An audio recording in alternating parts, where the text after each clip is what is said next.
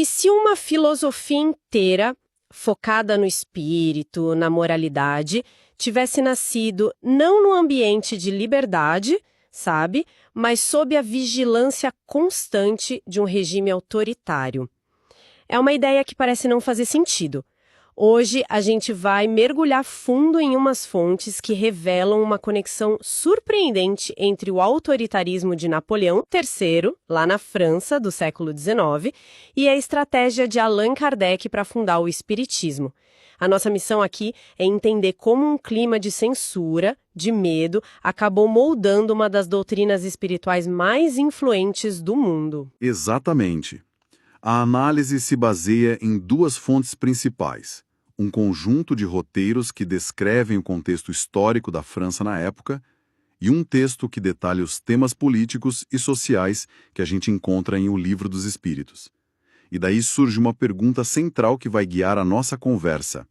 A decisão do Kardec de evitar a política direta foi uma estratégia de sobrevivência, uma inteligência histórica, ou foi uma omissão diante dos problemas da época? Ótimo ponto de partida. Para a gente entender essa questão, a gente precisa voltar no tempo. Visualizar a França ali entre 1852 e 1870. Depois de um golpe de Estado em 1851, o Luiz Napoleão Bonaparte, que era sobrinho do Napoleão famoso, se torna o Imperador Napoleão III. E no papel, o país até parecia uma democracia. Tinha eleições, tinha parlamento. Mas é aí que tá. O que é fascinante é a realidade por trás dessa fachada. O material que a gente analisou deixa muito claro que o poder real estava todo concentrado nas mãos do imperador. Ele governava por decretos. E para manter esse poder existia um aparato de controle muito robusto. Uma polícia política eficiente, que vigiava tudo e todos. Todo mundo. Sim, jornais, professores, líderes operários, intelectuais. Ninguém escapava. Mas como isso funcionava na prática? Qual era a sensação de viver ali? Era um medo declarado, explícito, ou era algo mais sutil? Era um medo silencioso, mas constante. As fontes descrevem um ambiente onde a imprensa era pesadamente censurada. Qualquer reunião com um viés um pouco mais político era vigiada de perto. Criticar o regime abertamente podia resultar em prisão sem um julgamento justo. Ou pior, no exílio forçado. O Victor Hugo, por exemplo, um dos maiores escritores franceses, passou quase todo esse período no exílio só por se opor ao imperador. Então não era só sobre não poder criticar o governo num jornal. O medo estava no ar, no dia a dia. Uma palavra mal colocada num café, uma reunião com as pessoas erradas, tudo isso tinha um peso. Exato. Desobedecer ao Estado, ou mesmo só parecer que estava desobedecendo, significava arriscar a liberdade, o emprego, a vida. Não era um tempo para debates abertos, né? Era para uma prudência extrema. Exatamente. E é nesse cenário que o espiritismo surge. As primeiras reuniões espíritas, os primeiros círculos de estudo, tudo isso aconteceu sobre esse clima de vigilância. Qualquer ideia nova, qualquer movimento social ou filosófico era visto pelo governo com uma desconfiança enorme. Era visto como uma potencial ameaça à ordem. Era um terreno muito perigoso para se plantar qualquer semente nova. É aqui que a história fica realmente interessante para mim. Porque é fácil olhar de longe e pensar que o Kardec, vendo tudo isso, simplesmente se acovardou, sabe? Que ele decidiu ignorar a política para não se complicar. Mas o material que a gente analisou sugere o exato oposto. Que ele estava jogando um jogo muito mais longo e inteligente. Como exatamente? As fontes argumentam que ele fez uma escolha consciente e altamente estratégica. Ele viveu o autoritarismo na pele. Ele viu jornais sendo fechados, amigos e colegas sendo perseguidos, forçados ao exílio. Ele testemunhou ideias sendo esmagadas pela força do Estado. Por isso, ele optou por não politizar o espiritismo de forma direta. Ele não atacou governos nominalmente, não defendeu revoluções armadas, evitou as disputas partidárias da época. Um dos textos chama isso, e eu acho a expressão perfeita, de inteligência histórica. Inteligência histórica. Gostei disso. Ok, então ele decide não entrar na briga política direta. Mas como ele consegue construir algo novo e duradouro, sem que o regime simplesmente esmague a ideia logo no início. Qual foi a arquitetura dessa estratégia? A estratégia foi construir a doutrina sobre 3 pilares que o Estado teria muita, mas muita dificuldade em proibir, ou em classificar como subversivos. Eram eles: ciência, filosofia e moral. Cada um foi uma escolha deliberada para navegar naquele ambiente. Faz todo sentido. Então, em vez de construir um muro para se defender, ele construiu uma casa com portas que o regime não tinha a chave para trancar. A ciência, que na época era vista como a vanguarda do progresso, não como subversão. A filosofia, que permitia o debate de ideias num plano mais abstrato, longe da política partidária do dia a dia. E a moral, de caráter universal. Afinal, que governo vai se posicionar oficialmente contra a moralidade, né? Exatamente. Ao enquadrar o espiritismo nesses termos, ele o protegia. Não era um movimento político secreto, era uma ciência de observação dos fenômenos espirituais. Não era um partido de oposição, era uma filosofia racional sobre as grandes questões da existência. E não era um chamado à revolução, mas um convite à reforma moral individual. Isso permitiu que o movimento operasse dentro das fissuras do sistema, em áreas que o regime não via como uma ameaça imediata ao seu poder. À primeira vista, essa estratégia de focar em moral e filosofia parece uma retirada completa da arena social. Um recuo para o mundo das ideias. Mas quando a gente mergulha no conteúdo de O Livro dos Espíritos como as fontes fazem, a história muda completamente, não é? O que estava escondido ali à plena vista? O que estava escondido era um projeto político e social profundo, mas codificado em linguagem moral e filosófica. O material que a gente analisou mostra que, embora a abordagem pública fosse apolítica, o conteúdo da obra, especialmente o livro 3º, sobre as leis morais, ele aborda todos os fundamentos de uma sociedade justa. A crítica social está toda lá, mas de forma velada, embutida em princípios que parecem universais e atemporais. Se a doutrina evitava a política direta, como é que essas ideias de justiça social se manifestavam na prática? Onde elas aparecem no texto? Vamos aos exemplos? Vamos começar com um tema que era explosivo para a época: a desigualdade de riquezas. A industrialização estava criando fortunas imensas ao lado de uma miséria profunda. A obra não clama por uma revolução violenta para tomar os bens dos ricos. Em vez disso, afirma que a desigualdade de riquezas é obra do homem, fruto direto do orgulho e do egoísmo, e não uma vontade de Deus. Ativa para a pobreza? Um chamado à passividade? É uma leitura possível, se a gente tirar de contexto. Mas o ponto central, segundo a análise das fontes, é a desnaturalização da pobreza. Ao dizer que a culpa é do egoísmo humano, a obra está, na verdade, apontando para um sistema social defeituoso que precisa ser corrigido.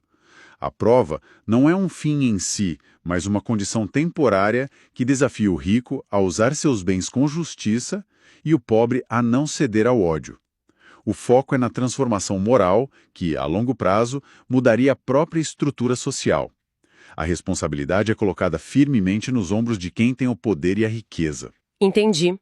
A crítica é ao sistema, mas o chamado à ação é no nível da consciência individual. E quanto a outras questões de igualdade? Aí o texto é ainda mais direto. Numa sociedade ainda rigidamente estratificada e patriarcal, as fontes destacam a afirmação de que todos os homens são iguais perante Deus. Mas a obra vai muito além do clichê religioso. E como ela faz isso? Em que área específica essa igualdade se manifesta de forma mais radical? Na questão dos direitos das mulheres. De forma chocante para a França de 1857, o texto define qualquer privilégio legal concedido a um sexo, em detrimento do outro, como contrário à justiça. A obra argumenta que a mulher tem uma constituição física diferente, mas que isso não a torna inferior em inteligência ou direitos, e que a suposta inferioridade era fruto de uma educação falha e da opressão social. Isso é dinamite social pura para a época, mas apresentada não como um manifesto feminista, e sim como uma lei natural, uma lei divina. A estratégia em ação de novo. E sobre a escravidão? Um tema que incendiava o debate global. A condenação é absoluta, inequívoca. Um dos textos que a gente analisou ressalta como a obra descreve a escravidão como um abuso monstruoso da força, uma violação da lei da natureza que rebaixa o ser humano à condição de animal. Mais uma vez, a crítica não é direcionada a um país ou governo específico, como os Estados Unidos ou o Brasil na época, mas ao princípio em si. Isso a torna universal e, de novo, muito mais difícil de ser censurada como um ataque político direto. E sobre as próprias leis do Estado, a justiça humana, a obra chega a tocar nesse ponto? Sim, de forma bastante crítica. As fontes explicam que o texto descreve as leis humanas como instáveis, imperfeitas e progressivas. E aponta que, muitas vezes, elas são feitas pelos mais fortes para servir aos seus próprios interesses, oprimindo os mais fracos. Espera um pouco. Essa crítica às leis como sendo feitas pelos mais fortes não era incrivelmente perigosa? Isso soa muito subversivo, mesmo que dito de uma forma filosófica. Como que isso passou pela censura? Esse é o brilhantismo da estratégia. A afirmação é feita dentro de um capítulo sobre a lei de justiça. Ela não aponta o dedo para Napoleão III ou para o parlamento francês. Ela fala das leis humanas em geral ao longo da história.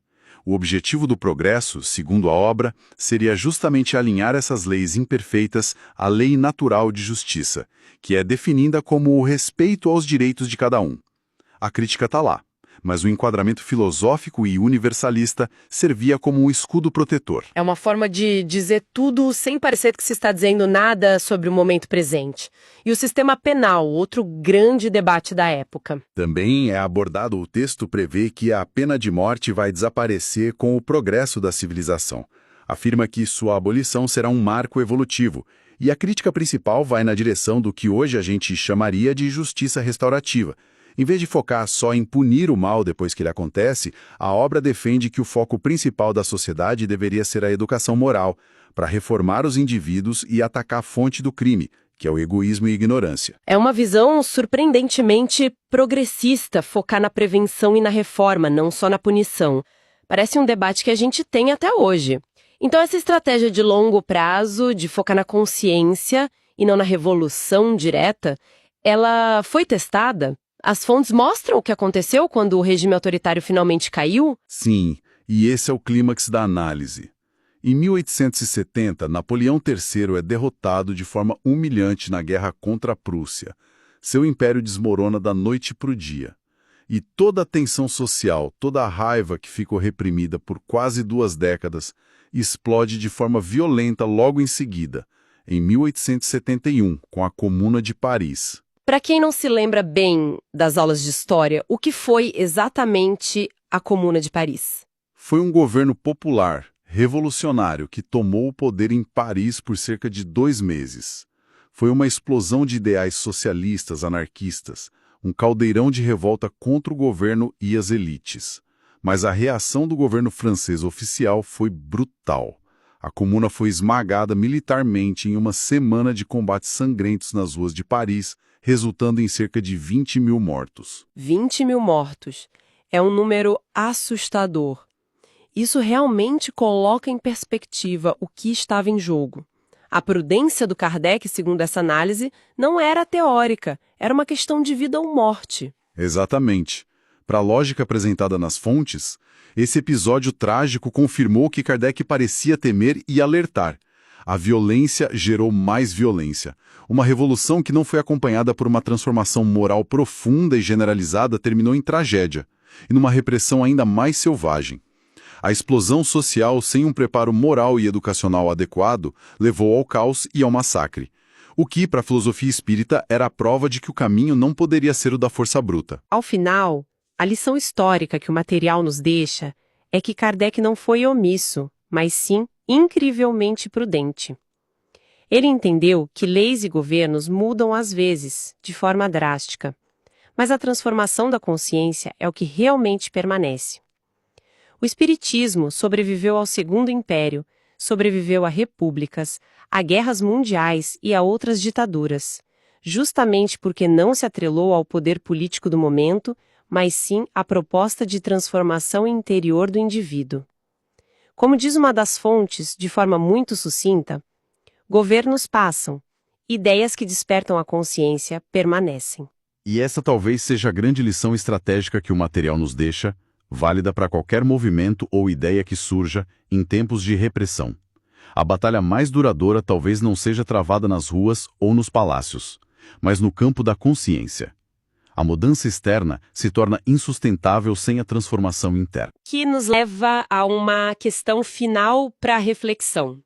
Se as fontes identificam o egoísmo como a verdadeira chaga da sociedade e a causa fundamental de todos os conflitos e injustiças, como funcionaria um sistema político ou social cujo objetivo primário, antes de qualquer reforma econômica ou legal, fosse a redução sistemática do egoísmo em seus cidadãos e principalmente em seus líderes? Que forma teria uma sociedade que priorizasse a reforma moral como a base para todo o resto?